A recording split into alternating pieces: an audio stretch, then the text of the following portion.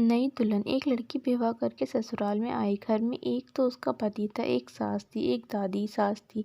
वहाँ आकर उस लड़की ने देखा कि दादी सास का बड़ा अपमान तिरस्कार हो रहा है। छोटी सास उसको ठोकर मार देती है, गाली दे देती है। ये देखकर उस लड़की को बड़ा बुरा लगा और दया भी आई। उसने विचार किया कि अगर मैं सास से कहूँ कि आप अपनी सास का तिरस्कार मत किया करो, तो वह कहेंगी कि कल की छोकरी आकर मेरे को उपदेश देती है, गुरु बनती है।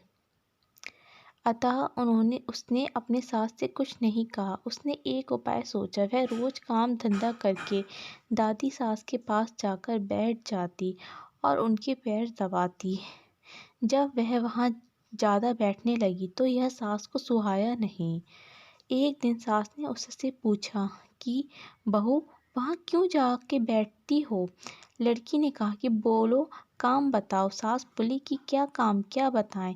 तू वहाँ क्यों जा बैठी? लड़की बोली, मेरे पिताजी ने कहा था कि जवान लड़कों के साथ तो कभी बैठना ही नहीं, जवान लड़कियों के साथ भी कभी बैठना नहीं। जो घर में बड़े बूढ़े हों उनके पास बैठना, उनसे शिक्षा लेना। हमारे घर में सबसे बूढ़ी यही हैं और किसके पास बैठूं? मेरे पिताजी ने कहा था कि वहाँ हमारे घर के रिवाज नहीं चलेगी, वहाँ तो तेरे ससुराल की रिवाज चलेगी। मेरे को यहाँ की रिवाज सीखनी है, इसलिए मैं उनसे पूछती हूँ कि मेरी सास आपकी सेवा कैसे करती हैं। सास ने पूछा कि बुढ़िया ने क्या कहा? वह बोली कि दादी जी कहती हैं कि यह मेरे को ठोकर नहीं मारे, गाली ना ही दे तो मैं सेवा ही मान लूँ। सास बोली कि क्या तू भी ऐसा ही करेगी? वह बोली कि मैं ऐसा नहीं कहती हूँ। मेरे पिताजी ने कहा कि बड़े से ससुराल की रीति रिवाज सीखना।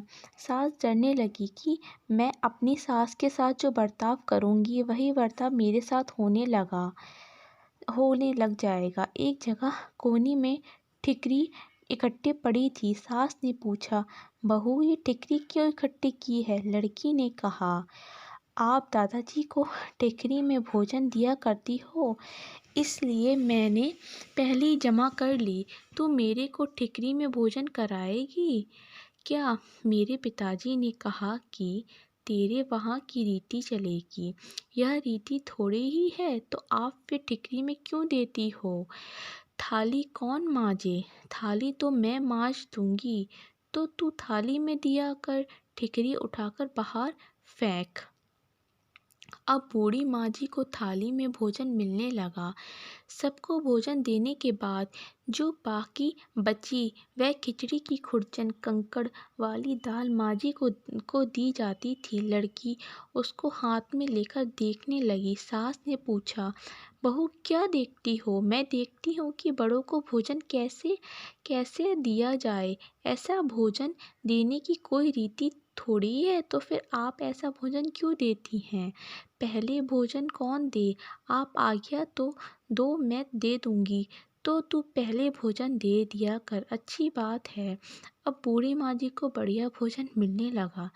रसोई बनते ही वह लड़की ताज़ी खिचड़ी, ताज़ा फुल्का, दाल, साग ले जाकर माँ जी को दे देती। माँ जी तो मन ही मन आशीर्वाद देने लगी।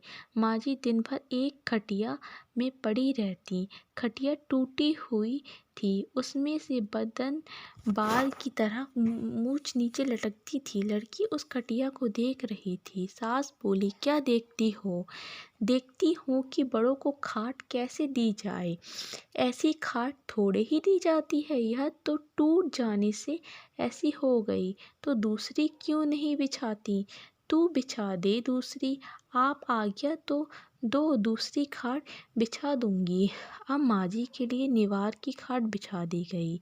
एक दिन कपड़े धोते समय वह लड़की माँ जी के कपड़े देखने लगी। कपड़े छलनी हो रहे थे। सास ने पूछा कि क्या देखती हो? देखती हूँ कि बूढ़ों को कपड़ा कैसे दिया जाए। फिर वही बात, कपड़ा ऐसे ही थोड़ा दिया जाता है, यह तो पुराना होने पर ऐसा हो जाता है। फिर वही कपड़ा रहने दें क्या? तू बदल दे।